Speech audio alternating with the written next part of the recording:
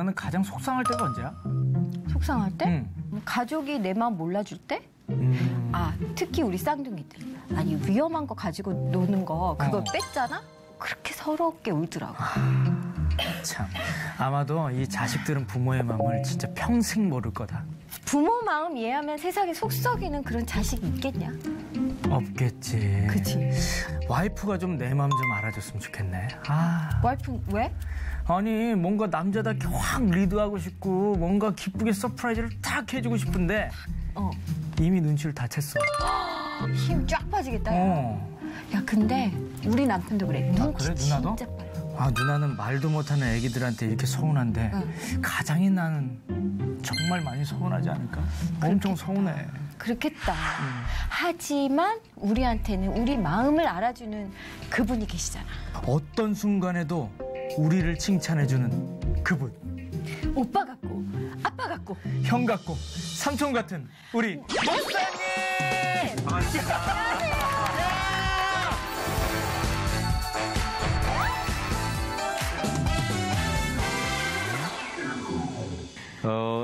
저는 이제 그 스트레스를 좀 받으면 가끔은 혼자 이렇게 좋은 영상 같은 걸 한번 찾아보는 습관이 있어요. 그래서 이렇게 유튜브라든지 요즘 SNS에 이런 좋은 영상들 많잖아요. 네.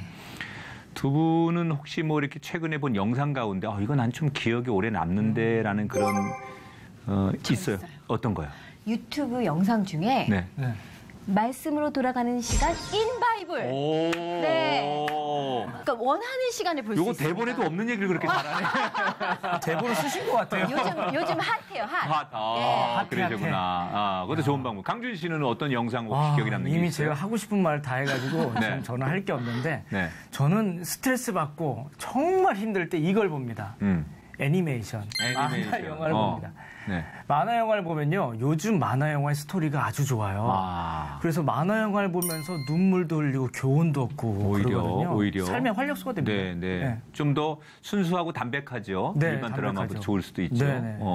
저는 제가 최근에 본 동영상 중에 기억이 남는 게 일본에서 만든 동영상이래요.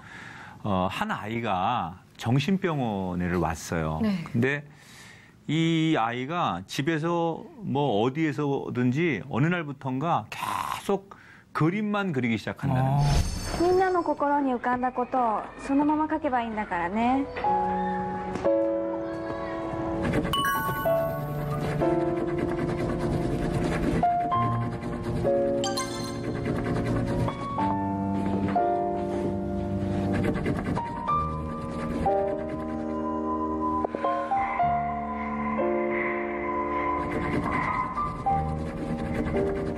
何書いたの？ね、教えてくれるかな？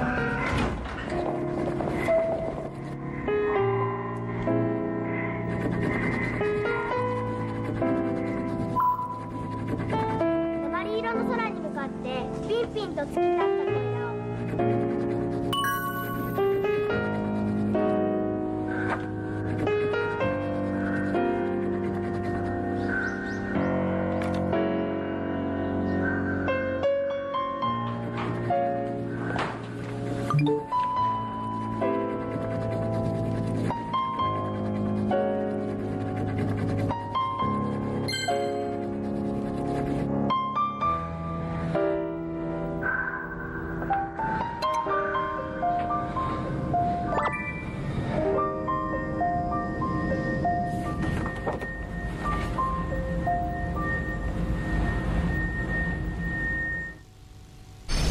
하얀색 종이에다 검은 이렇게 칠을 하는 그 아이가 이상하게 보이는 거야. 그런데 그 아이의 눈의 입장에서는 자기가 상상하고 자기가 실제로 그리고 싶은 그림을 있는 그대로 표현하는 거죠. 그러니까 어른들의 눈으로 보면 이 아이가 비정상이지만 아이는 정상적으로 계획을 했고 정상적으로 생각했고 정상적으로 사고를 했다는 거예요. 그러니까 어떤 관점에서 보느냐가 대단히 중요한 거죠. 그러니까 우리가 때로는 다 개인적으로나 가정적으로 고난과 고통을 만나잖아요. 근데 우리가 만나는 고난과 고통을 지금의 우리의 시각으로 보면 이해가 되지 않아요. 내가 지금 막 어려운 일을 당하는데 그걸 지금의 시간으로 보면 왜 나만 이런 어려운 일을 당해야 되지? 왜 나는 이렇게 어려움이 남들보다 몇 배로 커야 되지? 왜 나는 예수 믿는 사람인데 고통을 느껴야 되지? 이렇게 이해가 되지 않을 때가 있어요. 네. 아무도 내 주변에 도와주는 사람이 없는 것처럼 보여요. 그런데 내가 만나는 그 고난과 고통을 전체적인 시각으로 보는 거예요. 내 눈으로 지금 시각으로 보지 않고 조금 더 떨어져가지고 내 인생 전체로 내가 살아온 시간과 또 지금까지 지내온 것과 앞으로 살아갈 시간과 그리고 조금 떨어져서 그걸 보는 거예요. 그러면 나한테 집착할 때는 이해가 되지 않던 내 삶의 고난이 전체적으로 보면 뭔가 보이는 거죠. 그렇죠. 아, 하나님께서 이 아름다운 세상을 만드시고 이 땅에 많은 사람들을 창조하시고 그리고 지난 역사를 이렇게 이끌어 오신 것을 보면 이게 왜 그런지, 아, 하나님이 고난을 주실 때는 반드시 고난 뒤에 축복이 있다는 것을 역사를 통해 배운다든지 다른 사람들을 통해 배우게 되면 내가 만나는 시각을 내 눈으로 지금으로 보면 이해가 되지 않지만 좀 넓게 보면 아, 그러려고 하시나 보다 이해가 되면서 내가 느끼는 고통을 우리가 잘 극복할 수 있다는 거죠. 아멘.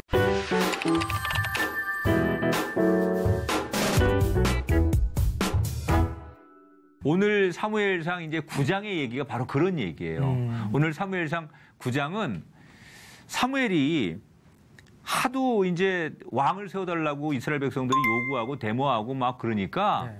사무엘이 하나님 앞에 기도하는 거예요. 하나님, 이 어리석은 백성들의 이 요구를 하나님 들어주십시오. 이들이 그렇게 왕을 원하는데 하나님이 사랑하는 백성들이니까 하나님 왕 제도를 이 땅에 허락해 주십시오. 그리고 하나님 앞에 사무엘이 기도를 해요. 그래서 하나님이 사무엘의 기도를 들으시고 이스라엘의 첫 번째 왕을 세웁니다. 그 사람이 누굽니까? 바로 유명한 베냐민 지파에 있는 기스의 아들 사울이에요. 그래서 이스라엘의 초대 왕이 사울이 되는 거예요. 자, 그러면 하나님께서 이제 왕을 세우기로 하셨어요. 네. 그러면 첫 번째 왕을 세우기로 했으면 이 왕에게 어떤 축복을 주고 어떻게 나라를 잘 다스리게 할까 뭐 이런 거 해야 되잖아요. 네. 보통 이제 왕이 되면 그 왕 앞에 가서 사람들이 충성을 맹세하고 왕이 해야 될 일을 뭐 도와주는 게 맞는 거 아니에요. 그게 왕을 세우는 분의 입장이나 왕을 도와주는 사람의 입장에서 해야 될 일이죠. 그런데 하나님은 왕을 세우기로 해놓고 이 사울 왕에게 왕으로서 대우를 하는 게 아니라 왕을 세우기는 했지만 이 사울을 고난을 만나게 해요. 자, 이게 좀 아이러니하죠. 네네. 하나님께서 사울을 왕으로 세우기로 허락을 하셨어요. 네. 그러면 왕에게 축복을 주고 또 하나님의 사람으로서 권세를 주고 사람들을 붙여야 되는데 하나님이 왕으로 세우고자 결심을 하고 난 다음에 사울에게 고난을 주십니다. 자, 어떤 고난을 주느냐? 오늘 9장 3절 말씀에 보면 자, 이런 얘기가 있어요. 사울의 아버지 기스가 암나기를 잃고 그런 얘기가 있어요. 암나기를 잃고. 자, 이게 무슨 얘기냐면 사울의 집에 키우던 나기, 암나기 한 마리가 우리를 탈출해서 도망을 간 거예요. 없어진 거예요. 여러분, 옛날에는요, 집안에서 가장 귀한 재산이 동물이에요. 그런 얘기 들어보셨어요? 옛날 우리 부모님들이 그 자녀들 대학 보내느라고 소 한 마리 팔았다. 그리고 실제로 농사 짓던 시절에는 소 한 마리, 무슨 양 한 마리, 이게 전 재산이에요. 그게 어떻게 보면 노동력, 그리고 그 집의 재산, 가족같이 여겨서 그 동물 한 마리가 어떻게 보면 전 재산인 경우가 있을 때가 있거든요. 네, 더군다나 농경 시대에는 지금처럼 무슨 트랙이나 이런 게 없다 보니까, 농기구가 없다 보니까 소 한 마리가 농사일도 하고, 그래서 농사를 짓는 사람들에게는 전 재산과도 같은 게 소였단 말이에요. 그런데 지금 이 집에도, 사울의 집에도 이 나귀 한 마리는 짐을 싣기도 하고 젖을 주기도 하고 농사를 돕기도 하고 사람을 태우기도 하고 해서 너무 중요한 재산이었다는 거예요. 네. 더군다나 암나귀예요. 수컷보다 암나귀가 훨씬 비싸죠. 네. 새끼를 낳을 수 있으니까. 그러니까 우리가 지금 사울 왕이 이스라엘의 왕이 되는 이 시대를 상상할 때 이 암나귀 한 마리가 굉장히 그 당시에 비싸고 귀했다는 것을 전제로 한다면 사울의 아버지가 나귀를 잃어버리니까 집안이 발칵 뒤집힌 거야. 그래서 나귀를 찾아 헤매다가 사울에게 명령을 내리는 거예요. 아무래도 사울이 젊으니까 아버지가 너 나가서 나귀 찾아와라. 어? 나귀가 없으면 우리 집 망한다. 네. 그래서 가장 큰 문제로 가장 큰 이슈거리로 사울에게 나귀를 찾아오라고 명령하는. 그래서 이 사울이 순종을 잘합니다. 성경에 보면 그때까지만 해도 아버지의 말에 순종을 잘하는 아들이에요. 그래서 아버지가 말하니까 순종하고 나귀를 찾으러 갑니다. 그래서 이 사울이 집을 나간 나귀를 찾느라고 4절, 5절에 보면 뭐 뒷산, 앞산, 뭐 하여튼간 남이 동네 다 헤매고 다니는 거예요. 응? 성경에 보니까 5개 지방을 막 이렇게 다니면서 두루두루 다니면서 꼭 찾아야 되니까. 그러니까 얼마나 노력했는지를 보여주는 거예요. 정말 안 가본 데 없이 사람들을 만나면서 혹시 길 잃어버린 나귀를 보셨습니까? 뭐 이렇게 생긴 나귀를 보셨습니까? 뭐 혹시 누가 끌고 가는 거 보셨습니까? 그러면서 정말로 최선을 다해서 나귀를 열심히 찾으러 다닙니다. 그런데 못 찾아요. 못 찾아. 자, 여기서 하고 싶은 얘기. 사울이 왕이 되는 순간 첫째 고난을 만났다는 거. 네. 축복의 자리에 서기 전에 제일 먼저 고난을 만났다는 거. 두 번째, 그 나귀를 찾아서 그렇게 열심히 헤맸지만 열심히 노력했지만 결과적으로 나귀를 못 찾았다는 거. 여기서 내가 하고 싶은 얘기. 세상은 열심히 한다고만 되는 건 아니다. 누군들 열심히 하지 않는 사람이 어디 있겠어요. 아무리 열심히 하고 노력해도 안 될 때가 많아요. 그래서 인간이 좌절하고 인간이 비교하고 인간이 열등의식을 갖는 거예요. 여러분 뭐 우리 강준 씨나 성현 씨도 정말 열심히 했잖아요. 그런데 때로는 열심히 한 것만큼 상대가 인정해 주지 않고 결과가 나오지 않을 때도 있잖아요. 낙심하죠. 그렇죠. 근데 우리만 그런 게 아니에요. 모든 사람이 다 그래요. 난 정말 열심히 공부했는데 성적이 안 나오는 학생들. 나는 정말 열심히 최선을 다했는데 내가 열심히 한 만큼 세상이 나를 인정해 주지 않는 젊은이들을 바라보는 시각. 네. 그래서 많은 사람들이 안타까워하는 거예요. 어떤 사람들은 정말 내가 열심히만 하면 이 가난을 벗어나고 집 한 칸이라도 마련할 수 있을 거라고 평생을 열심히 했는데 아무리 열심히 해도 이 땅에서는 집 한 칸 정상적으로 만들어가기가 어려운 세상이라고 좌절하는 아버지들. 근데 열심히 한다는 게 좋은 말이지만 이게 틀린 말은 아니에요. 열심히 하면 된다. 틀린 말은 아니에요. 근데 진실은 아닌 것 같아요. 누구나 다 열심히 하지만 다 잘 되는 건 아닌 걸 보면 틀린 말은 아니지만 진실은 아니다.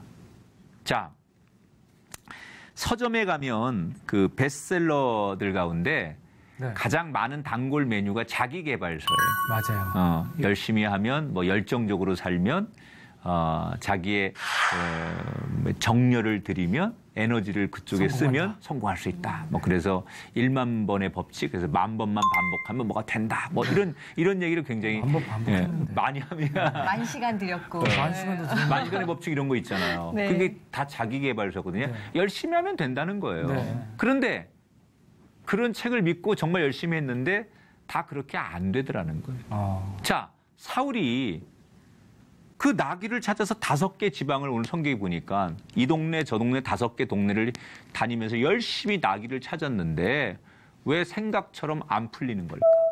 하나님이 사울을 이스라엘의 초대 왕으로 세우려고 이미 결심하셨어요. 네. 그러면 하나님의 사람이잖아요. 네. 그러면 하나님이 세우는 왕이라면 풀려야지. 딱 사울이 갈 때 가자마자 나귀를 발견하게 해준다든지 네. 남들이 못 찾는 나귀를 딱 찾아야만 이게 하나님이 세운 사람이라고 뭐가 딱 증거가 나오는 네, 거 아니에요. 네. 그런데 하나님이 세우는 왕인데 그렇게 열심히 다녀도 나귀를 못 찾아. 우리가 마치 그런 거지. 집안에서 저는 기도로 이 문제를 해결하겠습니다. 그리고 안 믿는 다른 가족들에게 하나님의 가치와 기도의 가치로 우리의 능력을 발휘하고 싶은데 그래서 열심히 기도하고 신앙생활 하는데 문제가 해결 안 되는 걸 가족들이나 친구들이 보면 야, 너 아무리 기도해도 안 되잖아. 마치 그런 거와 똑같잖아요. 그때 좀 속상하잖아요. 하나님 네네. 뭔가 좀 이럴 때 확 좀 보여주세요. 하나님 이름으로 기도하면 저 예수 안 믿는 가족들이 볼 때 야 기도하면 뭔가 다르구나. 하나님 이름이 저렇게 외쳐지면 뭐가 다르구나. 이런 걸 보여줘야 되는데 기도해도 안 될 때 우린 너무너무 속상하다는 거죠. 지금 사울이 딱 그런 입장이에요. 네. 하나님이 사울에게 나귀 새끼를 딱 찾을 수 있도록 자꾸 새끼 그러니까 좀 미안하네. 그런데 하나님은 오히려 사람들이 지켜보는 가운데 사울이 계속해서 실패하고 더 큰 고난을 만나는 것을 보여주신다는 거죠. 자, 그러면 하나님은 왜 사울에게 고난을 계속 주시는 걸까? 여기에 오묘한 하나님의 생각이 있는 거예요. 아까 제가 오프닝 때 어떤 얘기했죠? 그 아이가 검은색 그 크레파스를 칠해서 그 놓는 걸 어른의 눈으로는 비정상으로 봤지만 아이는 나름대로 자기의 생각이 있었던 거예요. 그거를 넓게 보니까 실물 크기의 고래가 됐던 것처럼 지금 요 상황을 내 눈으로만 보면은 하나님이 나를 버린 것 같지만 넓게 하나님의 눈으로 보면 하나님이 뭔가 사울에게 의도하는 게 있었다는 거죠. 네. 자, 결론부터 얘기할게요. 암나귀를 잃어버렸기 때문에 그 암나귀를 열심히 찾는 과정 속에서 이 사울이 사무엘을 만나게 돼요. 그러니까 사무엘은 그 당시 가장 영적인 리더인데 이 사무엘이 물론 하나님이 세우시기로 했지만 사무엘의 눈에 들어서 사무엘이 기름을 부어야 되거든요. 네. 왕이 되려면. 그런데 아직 사울이 사무엘을 못 만나요. 근데 나귀를 찾느라고 막 헤매는 도중에 사무엘을 만나요. 그러니까 나귀는 못 찾았지만 나귀보다 더 소중한 사무엘을 나귀를 찾는 과정 속에서 만나는 거예요. 이게 하나님의 큰 그림이었다는 거예요. 아멘. 우리의 그림 속에는 왜 나귀를 안 찾게 해주셨을까? 왜 나귀를 지금 못 만나는 걸까? 이게 우리의 눈이라면 하나님의 눈은 뭐냐? 나귀를 찾는 게 중요한 게 아니라 나귀보다 더 중요한 사무엘을 만나야 되는데 그 나귀를 찾는 과정 속에 고난과 실패 속에서 사무엘을 만나게 된다. 아멘. 물론 사울이 그 나귀를 찾는 과정 속에서 중간에 포기하지 않죠. 열심히 아버지 말에 순종하려고 그 아무리 노력해도 찾아지지 않는 나귀를 열심히 찾아서 헤매는 순간 사무엘을 만난다는 그런 교훈도 있어요. 그러나 저는 이 장면에서 가장 큰 교훈은 하나님께서 진짜 왕이 되게 하기 위해서 왕이 되기 직전에 쉽게 왕이 될 수 있어요. 그런데 진짜 하나님이 세운 왕이 되게 하기 위해서 그런 과정이 필요했다는 거예요. 인내하고. 어떻게 보면 그 5마을을 돌아보면서 자기처럼 절박한 사람들도 만나게 될 거고 어렵게 사는 사람들도 보게 될 거고 또 순간순간 그 안타까운 상황 속에서 하나님을 더 간절히 찾을 거고 겸손해질 거고 내가 아무리 똑똑하고 열심히 해도 안 되는구나 이러면서 진실해질 거고 이런 과정들을 통해서 왕이 진짜 왕 되게 하기 위한 하나님의 의도가 있었다는 거예요. 아멘. 여러분, 우리가 지금 어쩌면 이 사울처럼 이런 고난을 만날 때가 있어요. 하나님 이거 왜 허락 안 하시는 거예요? 하나님의 이름으로 이거 한번 보란 듯이 저를 한번 좀 밀어주시고 응답해 주시고 우리 가정 좀 살려주시지. 하나님 왜 이렇게 오래 뜸을 들이시고 하나님이 마음만 먹으면 될 수 있는 건데 왜 응답 안 해주시고 그러시는지 모르겠다라고 우리는 답답해할 때가 있어요. 그런데 바로 그런 거예요. 하나님은 우리가 미처 생각하지 못하고 우리가 미처 알지 못하는 그 고난의 과정을 통해서 진짜 우리가 정금같이 온전한 왕이 되기를 원하시는 하나님의 계획이 있었다는 거예요. 저는 지금도 기억나는 게 2014년 때 그 소치 러시아 동계올림픽 때 안현수 선수, 빅토르 안 러시아 이름으로 그랬잖아요. 이 쇼트트랙에서 안현수 선수가 금메달을 땁니다. 근데 그 TV 장면을 보는 저를 비롯한 대한민국 국민들이 다 그런 마음이었을 것 같아요. 굉장히 찹찹했어요.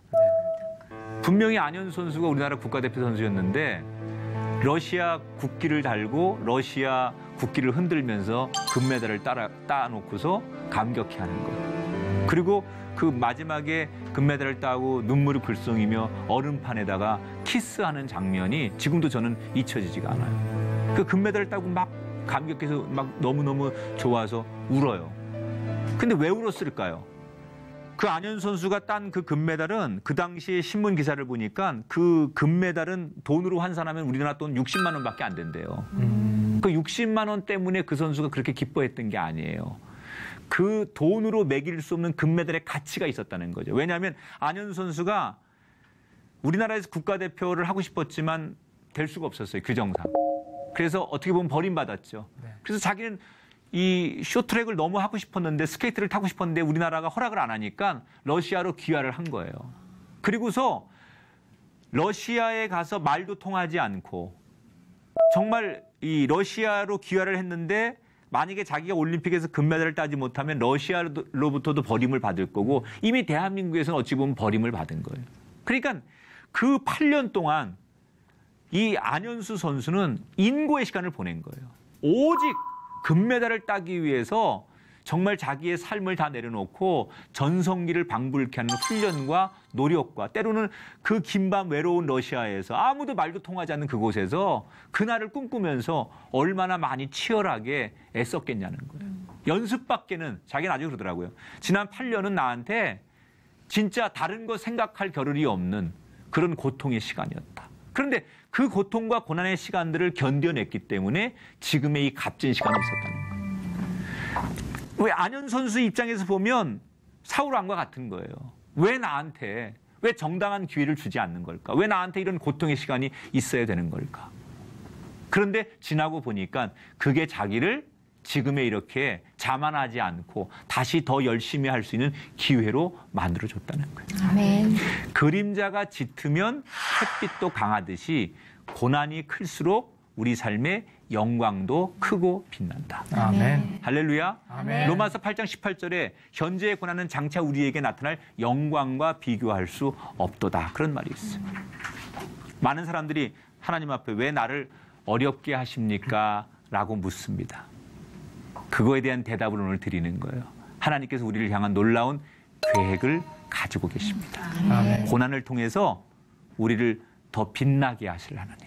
아멘. 그 하나님을 여러분 믿으신다면 절대 지금 내가 만나는 고난 때문에 하나님을 부인하거나 아니면 내가 만나는 이 고난 때문에 주저앉는 사람이 되지 말고 고난 앞에서 이 사울처럼 더 당당하게 열심히 최선을 다해서 5개 동네를 휘젓고 다니는 것처럼 더 열심히 최선을 다하고 기대하며 기도할 때 하나님이 허락하실 놀라운 일들이 여러분 인생에 펼쳐질 줄 믿습니다. 한번 따라합시다. 하나님, 나는 당신을 신뢰합니다. 나는 당신을 신뢰합니다. 나는 당신의 계획을 믿습니다. 나는 당신의 계획을 믿습니다. 아멘. 아멘. 우리가 그런 마음으로 고난을 이겨내는 그런 그리스도인이 되었으면 좋겠습니다. 오늘 말씀 들으면서 내가 이것 하나만큼은 내 삶 속에서 실천했으면 좋겠다. 2가지도 말고 딱 1가지만. 오늘 말씀 들으면서 이 사울 왕이 겪었던 이런 과정 이야기를 들었잖아요. 고난이 아니고 이 축복이었구나. 그렇다면 나도 요것 하나만큼은 내가 이번 주 한 주 동안 꼭 실천해 보겠다. 오늘 말씀을 들으면서 결심한 것 하나씩 지금 생각해 보시고 실천으로 옮겨보도록 한번 공개를 해보도록 하겠습니다. 자, 3초 동안 시간 드릴게요. 똑딱, 똑딱, 똑딱. 자, 강균 씨, 어떤 거 결심하셨어요? 저는 상당히 많은데 네. 딱 1가지. 네.